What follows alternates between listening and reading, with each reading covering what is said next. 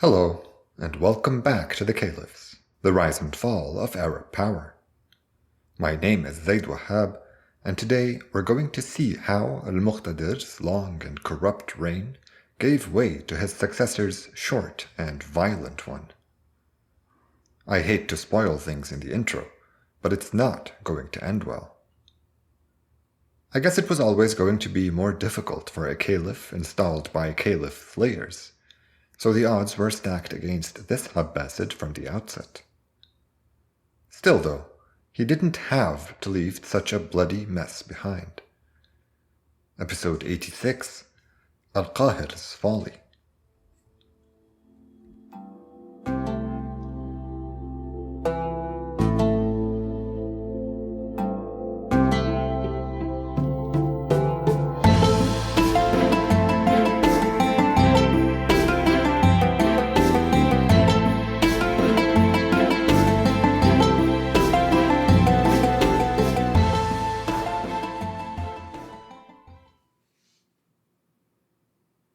From here on out, things are only going to get worse for the Abbasids.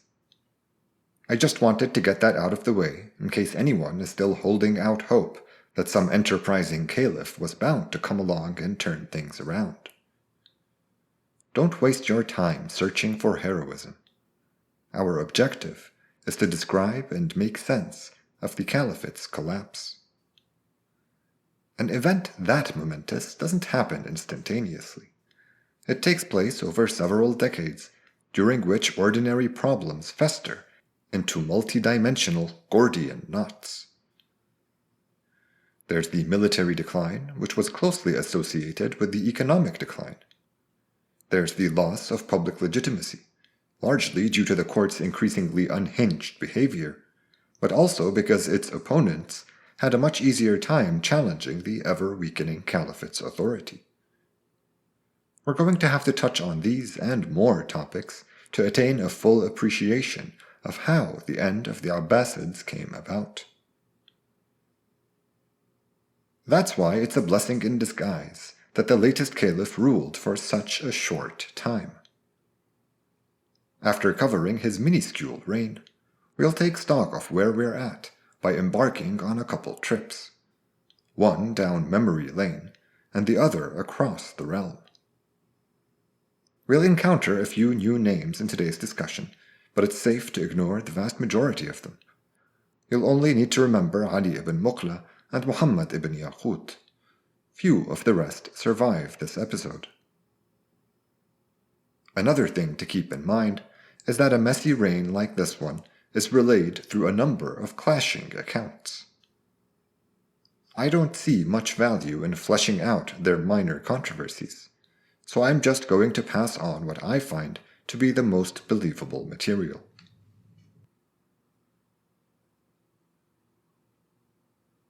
All that said, let's introduce our latest luckless monarch.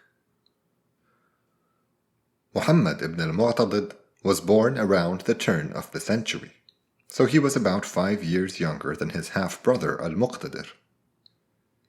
He's the same Abbasid who was installed for a weekend in 931, dubbed Al-Qaher Billah, he who vanquishes through God, a year before his quote-unquote long reign. We are told that he cowered, cried, and begged for forgiveness when his brother was carried back into his palace triumphantly by the troops. Al-Muqtadir held no grudges against his rueful kin. He waved away all apologies by saying it was clear that the coup had all been masterminded by Mu'nis. As we noted last time, there are a number of conflicting testimonies about what was going on, so it's not exactly clear what happened to Al-Qaher next. During the chaotic year that followed, Al-Muqtadir managed to briefly oust Mu'nis from the capital. He removed the wazir Ali ibn Muqla and tempted the other loyalists Mu'nis had installed to watch over him with promises of wealth and power. Mu'nis came back with a larger army in October 932, and the caliph foolishly perished in the ensuing battle. At this point, most histories say that Al-Qaher was trotted back out and pledged to as the obvious candidate. One possibly retrospective account offers more detail. It says that Mu'nis wanted to install al-Muqtadir's 22-year-old son, and he presented some very good arguments for his choice. The main one was that it would give Shaghab, the queen mother, a strong incentive to do whatever she could to ensure the success of the new administration. Other reasons included descriptions of the Abbasid as a just, pious, and level-headed young man. Unfortunately for Mu'nis, other officials refused to see the light. His argument about making sure Shaghab was invested in helping the next caliph succeed fell flat. His opponents responded by saying that one of the best things about Qaher was that his mother had already passed away, so there was no chance for him to be misled by women. Mu'nis protested that Qaher was a uniquely vicious Abbasid, but he relented in order to reach a consensus. As before, Mu'nis appointed his most loyal men as the caliph's overseers. A father-son duo, Baliq and Ali ibn Baliq, were installed as the Hajib and head of the palace guard, and Ali ibn Muqla was made wazir once again. Even though he'd already been caliph for a weekend in 931, our sources contain very little information about Qaher before this point. From the way he folded that year, you'd think that he was meek, but all of a sudden we find descriptions of a demented brute. We're told he walked around with a thick spear, and he would use it to beat up on people in person before ordering his guards to take them away to their fate. The sharp contrast makes me wonder what we're missing. Maybe it was a tough guy act. Maybe these accounts are apocryphal.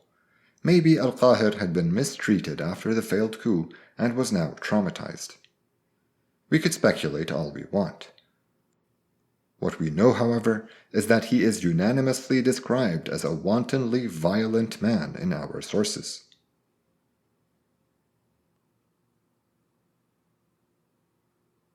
The caliph's first move was to arrest Shaghab and her harem.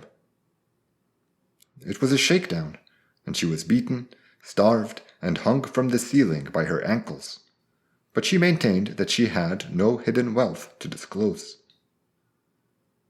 Shaghab said she had spared no expense trying to keep her son safe from harm, which, if true, meant that the Abbasids were well and truly broke. Qaher allowed the troops to take and sell whatever they could find in her sumptuous harem. The caliph was clearly desperate for money, because the ex-queen mother wasn't the only one he pursued in this fashion.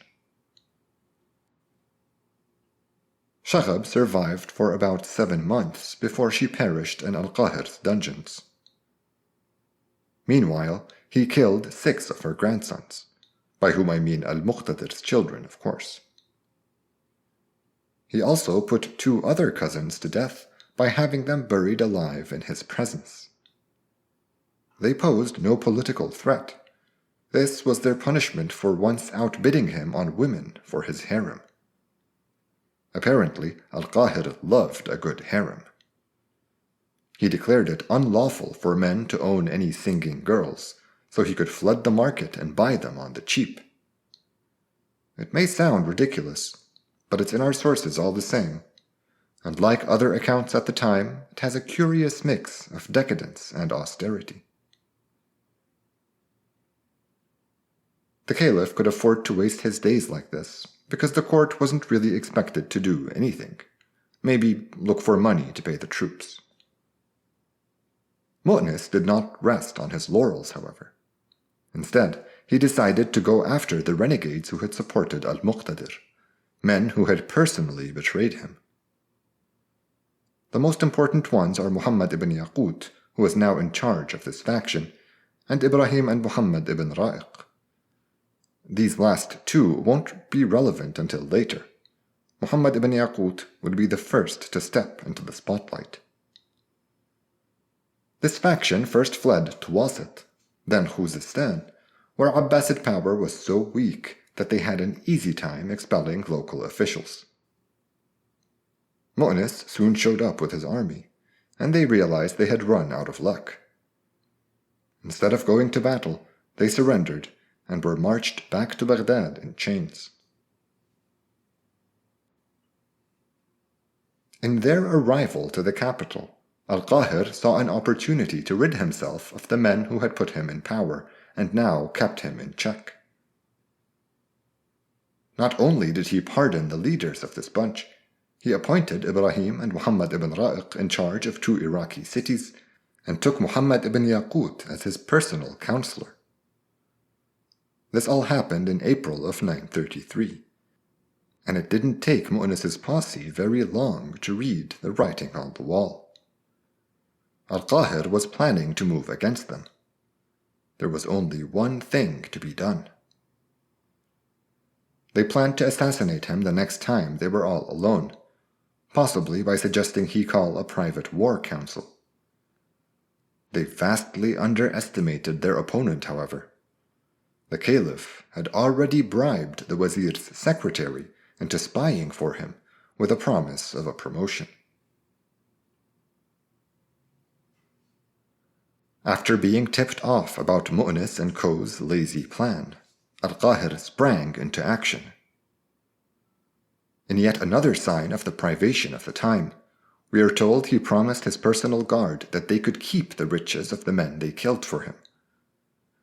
They were first instructed to take out the Hajib Ali ibn Baliq, then his father, the captain of the palace guard, who was also caught unawares. Mu'nis was tricked into coming to the palace. He expected to find a slain caliph, but was greeted instead by the severed heads of his 2 co-conspirators.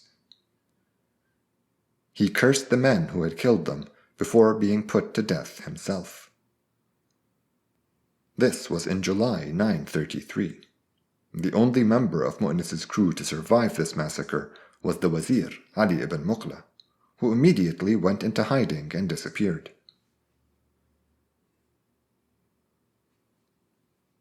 Ultimately, for order to be restored to the caliphate, the caliph had to reclaim his authority.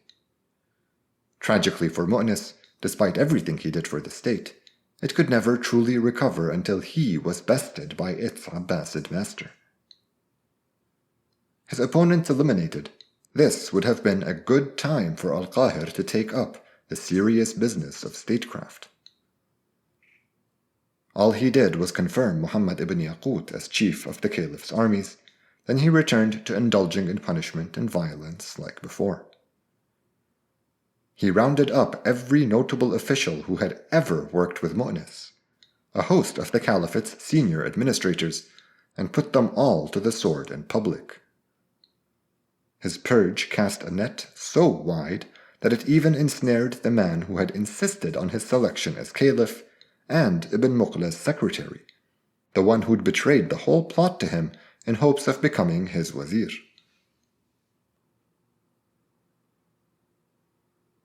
I think these brutal actions on Qaher's part were unhinged, yes, but also crude attempts at generating revenue. These men were all dispossessed, and their riches used to keep the caliph in power by making sure the troops were paid regularly. He managed to keep things going for several more months, but he must have run out of money by the spring of 934. The official story is that the ex-wazir Ali ibn Muqla secretly wrote to the soldiers who made up the caliph's personal guards, a mix of the Hujriya and the Ushrusani remnants of Yusuf ibn Abisaj's armies. If you don't know who these are, I promise it does not matter. But if you're still curious, the Hujriya were elite palace guards, and the Ushrusaniya were Central Asian warriors from modern-day Tajikistan who'd essentially become mercenaries now that their true leader, the Afshin, Yusuf ibn Abisaj, was dead.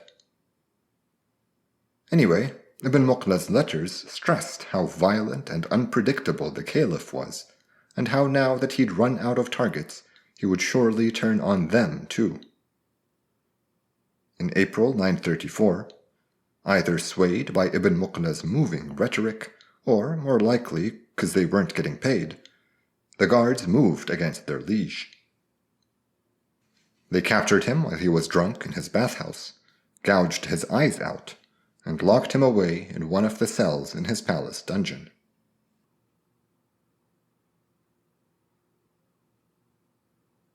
This was the unimpressively short and needlessly violent reign of Qaher. Now that we're done with it, we can embark on a couple tours I have planned for us. Since I hate to leave things on a cliffhanger, I'll quickly round out what happened right after the caliph was removed. Most sources don't comment on his blinding, but some say that it was the only way to disqualify Qaher from being caliph, as he refused to abdicate. While scouring the royal palace, the troops found one of al-Muqtadir's sons, the same one that Mu'nis had sought to elevate 18 months back, and they pledged their loyalty to him as caliph.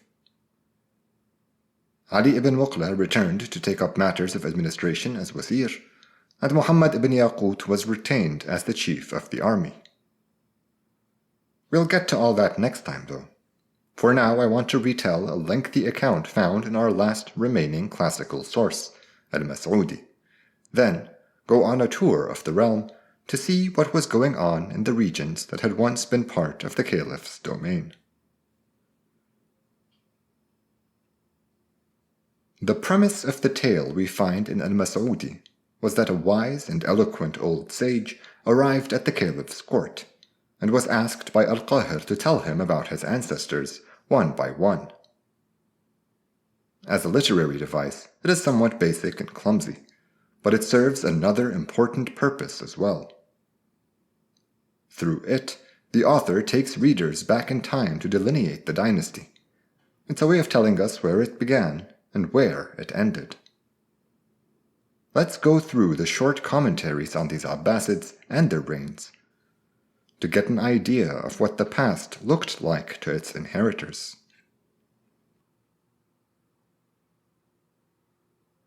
Al-Saffah kicks things off with a very short mention. He's described as quick to resort to violence, but also noble and magnanimous. Al-Mansur gets a whole page, surprisingly though much of it criticism. He's faulted for his treatment of the Prophet's descendants, and even more for his relegation of Arab troops in favor of the Khurasaniya he resettled in his new capital. The account laments how the Arabs lost their leaders as a result, and with them the ability to organize and unite. Still, Al-Mansur is credited for pursuing Greek, Roman, and Persian knowledge, and commissioning translations of Indian works as well. You'd think the founding of Baghdad would have been highlighted, but it goes unmentioned. Actually, that makes sense. These aren't summaries of the Abbasid reigns, they're commentaries upon them. Next, we have Al-Mansur's son, Al-Mahdi. He's described as a generous and gentle soul, which is a reflection of how rich and peaceful his easy reign was. He is commended for going after practitioners of heterodox offshoots of Islam, and anyone syncretizing the religion with Zoroastrianism. His son, Al-Hadi, ruled too little to get much of a description. He's simply called a mighty young man who loved wielding weapons. His brother, Harun al-Rashid, gets a whole page, 2.5 if we include the tangent about his wife. Al-Rashid is first praised for his consistent attendance of the Hajj and his repeated raids on the Byzantine Empire. He's further described as a builder of infrastructure, palaces, cities, forts, you name it. After gushing about how beneficial this was to the Ummah, the narrator thanks Al-Rashid for eliminating all wrongdoing and allowing society to take its ideal form. The Baramika get a shout-out, but the caliph's wife, Zubaydah, is cited as the main reason Al-Rashid invested so heavily in improving the road to Mecca. Al-Qaher here interrupts the narrator for the first time, demanding to hear more about this good woman. Zubaydah is then described as a philanthropist, a style icon, and a tastemaker. When the speaker begins talking about the harem she prepared for her son, the caliph gets really excited and once again interrupts to ask his attendant to fetch him a drink. Al-Amin was skipped entirely, which is definitely a choice and not an oversight. I interpret it as complete and total disdain for his time in charge. Al-Ma'mun's section starts off bad, criticizing him for being under the spell of Al-Fadl ibn Sahl. It goes on to say that everything changed after the caliph relocated to Baghdad. He united the people by being true to his word, earning their trust after a terrible civil war. The caliph then attempted to unite religious opinion, at first through discussion, but eventually through more coercive methods. Still, Al-Ma'mun is credited with spreading knowledge and logical argumentation. He's commended for his patience, forgiveness, and open-handedness. Al-Mu'tasim is described as a military man who extended his brother's ideological preferences into outright persecution. Again, no mention of founding a new capital. Instead, a bizarre focus on how the caliph changed the official costumes at court, adopting a more Turkish style. His days are described as safe and prosperous. Al-Wathiq is next, and he's said to have expounded his father's persecution into an inquisition. He's then described as gluttonous, generous, impressionable, and an overall beloved caliph. Al-Mutawakkil is praised for reversing the state's ideological bias and for privileging tradition over argumentation and debate.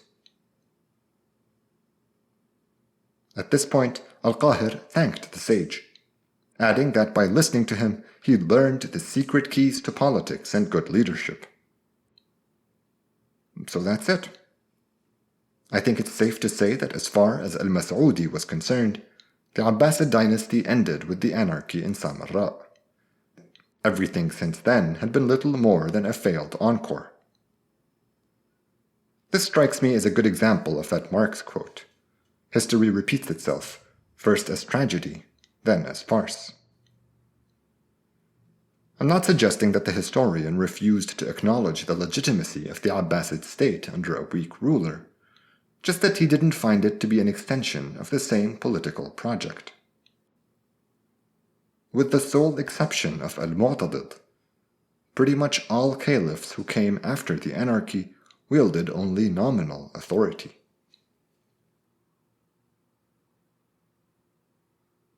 The last item we have on our to-do list for the day is a tour of the caliphate.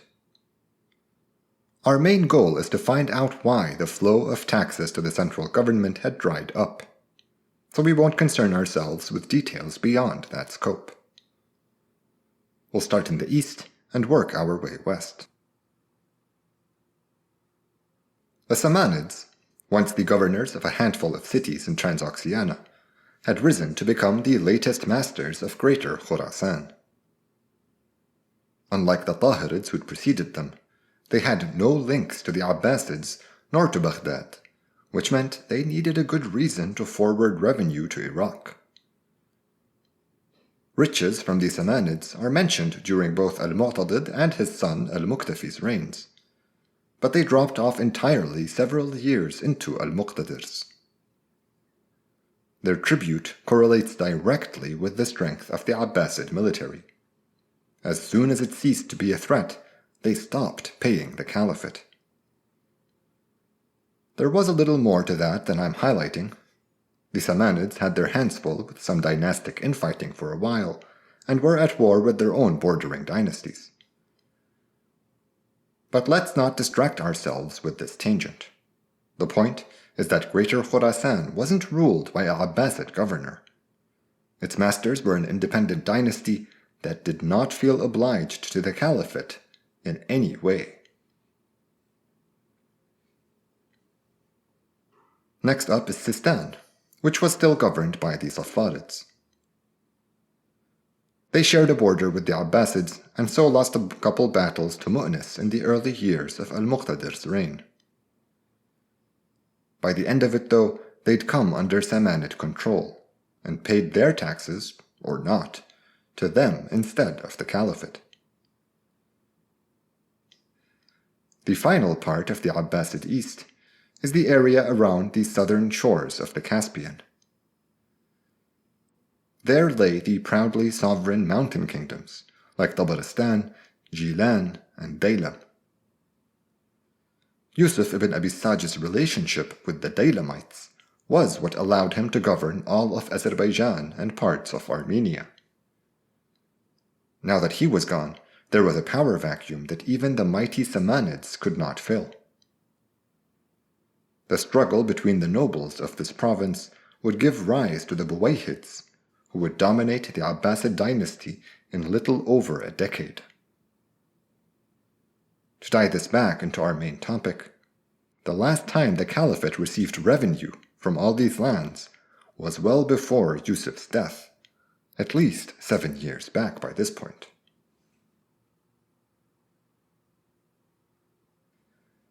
Things weren't much better in the west either. Starting in the north, the Byzantines had finally managed to push their long-standing borders with the caliphate back. Towards the end of al-Qahir's reign, they took the stronghold of Malatya, marking the first time ever the Arabs lost a major city to the empire. Tens of thousands were put to death, and those who refused to convert to Christianity were expelled from their homes. It's quite telling that these refugees turned to the Hamdanids for help. It seems that Muslims no longer looked to Baghdad for leadership in a time of crisis. Moving on to Greater Syria, we find the only province that was intermittently contributing revenue, with one important caveat. Since its governor was an army commander promoted by Mu'nis, he paid the general directly. It wasn't a very significant sum either. The only way for the governor to hold the province was for him to have a large force at his disposal, and that didn't come cheap. In any case, the treasury didn't see a single dinar when Mu'nis was around, and now that he'd been killed, the caliphate had good reason to expect resistance from Syria. Al-Qaher sent his own man to govern the province, but he failed to take it from the sitting governor and met a violent death in battle. The only part of Africa still within the Abbasid realm was Egypt, and things there were complicated. Ever since the Fatimids took over in the west, the province used up all its revenue, either recovering from an invasion or defending itself from another. The court in Baghdad eventually farmed Egypt out to a pair of administrators named the Madara'i brothers, the sons of Ahmad ibn Tulun's treasurer. Their familiarity with Tulunid Egypt gave them an edge over other aspirants, and they promised they could contribute 1 million dinar a year to the treasury for 6 years. They paid the first year up front and never paid another dime. There were extenuating circumstances, of course, like a Fatimid invasion, but what matters to us is that Egypt did not contribute any money to the caliphate. We'll end our tour in the capital province, Iraq. You'd expect that the Abbasids would at least be able to collect taxes in their heartland, and ordinarily you'd be right. However, the lack of investment in agrarian infrastructure meant that the decline in productivity could not be offset. The caliphate managed to gather revenue from this shrinking base for several years, but eventually things began to break down. The rise of the Qaramita in Bahrain hobbled the once rich city of Basra, and their destructive raids late in al-Muqtadir's reign were the true catalyst of collapse. They also ravaged Mesopotamia. interrupting revenue collection in the caliphate's most fertile region. It's worth remembering that its Hamdanid rulers had close ties to Mu'nis, and so now that he'd been killed, Mesopotamia, like Syria, would have to be brought back into the fold one way or another. So, out of all the lands that once made up the caliphate, the Abbasids could only depend on parts of Iraq and nearby Jibal and Faris to contribute to the treasury. By the end of al-Muqtadir's reign, even revenue from these lands had become precarious. Jibal and Faris would soon fall to the powers emerging from the contest in the South Caspian shore. Iraq was ravaged by the Qaramita to such an extent that Muhammad ibn Yaqut and his posse had an easy time in Wasit, then Khuzestan, before being pursued by Mu'nis's forces. Basra had been farmed out to a rich local family, al-Baridi, who grew emboldened by the decline of Abbasid power. We'll have a little more to say about this ambitious bunch in coming episodes, as they attempted to use their wealth to supplant the ruling dynasty. Most of these problems predated al-Qahir's ascension, and so it would be unfair to blame them on the caliph. Still, his execution of Mu'nis jeopardized the caliphate's relationship with the governors of Syria and Mesopotamia, depriving it from the only forces it could rely upon to perhaps put its house in order. The caliph's violent tendencies made him act prematurely, but what crippled him more than anything else was the financial situation. That's not to say that I think al-Qahir would have been a great caliph if he were any richer. In any case, it was now up to Ali ibn Muqla to work together with Muhammad ibn Yaqut to restore a semblance of legitimacy and governance to the state. Al-Qahir's greatest folly wasn't his utter lack of political vision.